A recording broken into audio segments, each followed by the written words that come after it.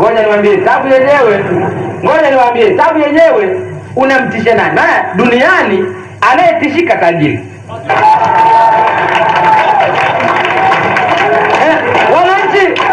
Wananchi mwelewe, mtu mwepesi kutisha duniani, mtu mwepesi sana kutisha duniani tajiri. Masikini unamtishaje? Masikini umwambie nyumba yake utaichoma moto, anayo?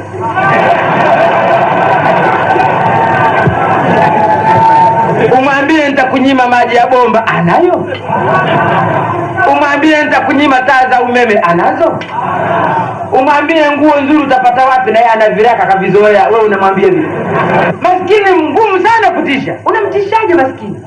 Hashtakiki kwamba kafilisika. Maskini anafilisika?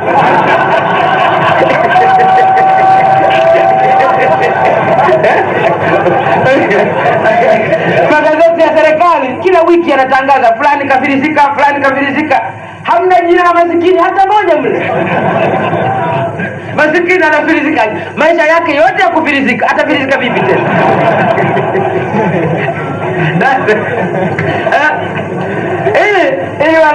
Wananchi jambo hili msilisahau hata kidogo.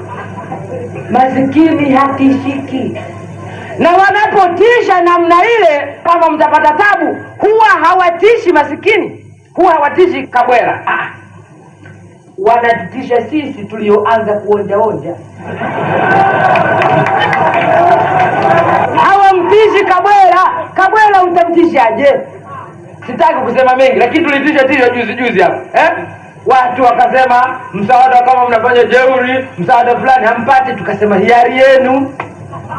Ndio, tukasema hiari yenu. Na kweli ikazibwa misaada, ikazibwa barabara. Wakafikiri tutatetemeka. Hatukutetemeka. Lakini Msukuma alikoswa nini? Chakula analima mwenyewe, jembe lake wala sila mkopo lake mwenyewe, nyumba banda lake mwenyewe, maji machafu hana maji ya bomba, maji anakwenda mkewe kwenda kuchota, kuni zake mwenyewe. Leo hata dunia yote ingesema Tanzania hampati misaada kabisa, tunakata, Msukuma angeumia. Matisho yale natishwa mimi, maana mimi nakunywa maji ya bomba. Huenda yakakatwa, nitaumia mimi. 90% ya Watanzania hawakati maji ya bomba, natishwa mimi. Julius, maji ya bomba utapata wapi? Hamtishi Msukuma, anatutisha sisi tunaoanza kupata maji ya mabomba. Lakini si Watanzania 90% hana habari maji ya bomba. Hana habari yananywewaje, yanafananaje. Hata bomba hajaliona maisha tangu kazaliwa, hajaona hii bomba hivi. Kwa hiyo matisho haya tunapotishwa, tunatishwa kina Julius. Ndio nikasema, ndio maana viserikali vinapopatikana vikasema tutaishi. Hii milije hii, sawa hii. Watu wanaofuatwa kuambiwa, lakini hii serikali yenu hii, maneno haya kushika milije haya mazuri haya yanaleta. Watu wanaofuatwa si wakulima, si wafanyakazi wa kawaida kama nyinyi. Hapata haji anakwenda kwa mtu ambaye hali yake alhamdulillah.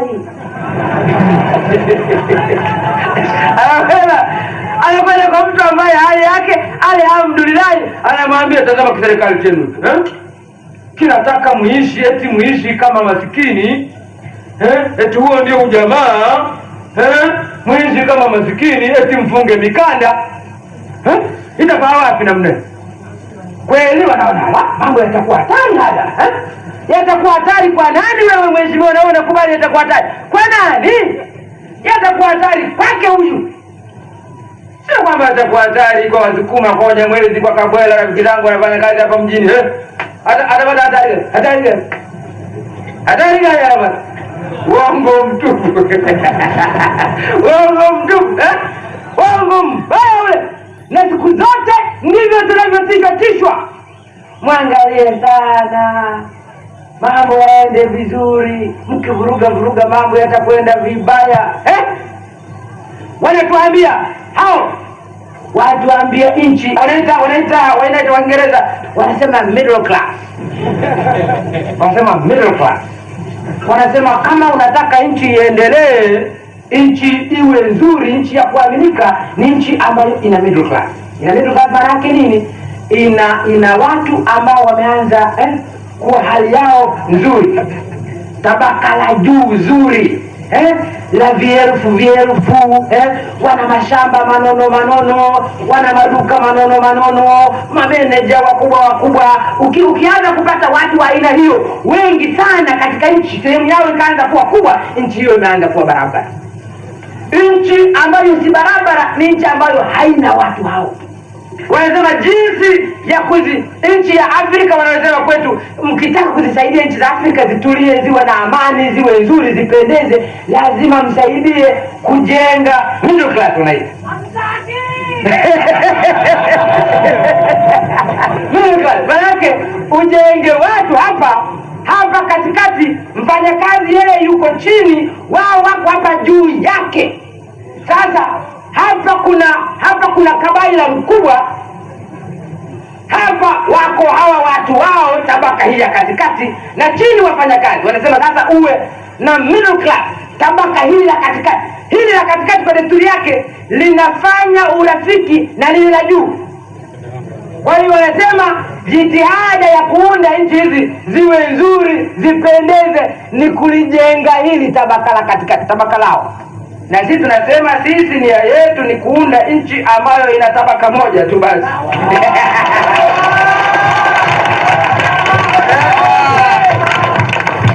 Ina tabaka moja tu, tabaka la wafanyakazi basi, wala tabaka nyingine. Lakini kama nilivyowaambieni juzi, ingawa nikieleza hivyo mambo mazuri sana, lakini tamaa kila mtu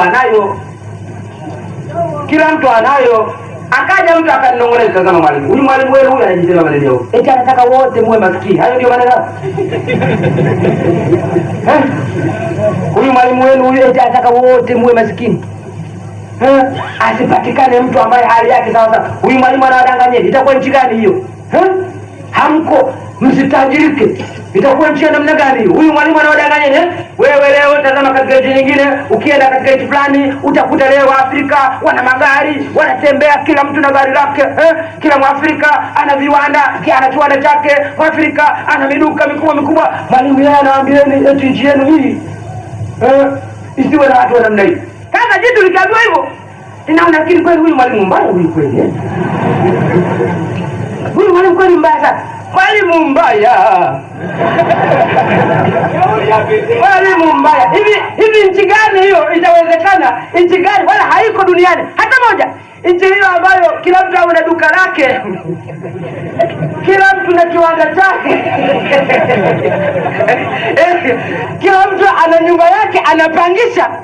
Ni dhahiri hii ni tamaa, wapewe wachache, wanyonye wengi, kwa sababu haiwezekani hata kidogo nchi hii iwe kila mtu ana kiwanda, kila mtu ni tajiri, kila mtu ana nyumba anapangisha watu. Mama yangu, maneno ya ujinga sana, maneno ya maana.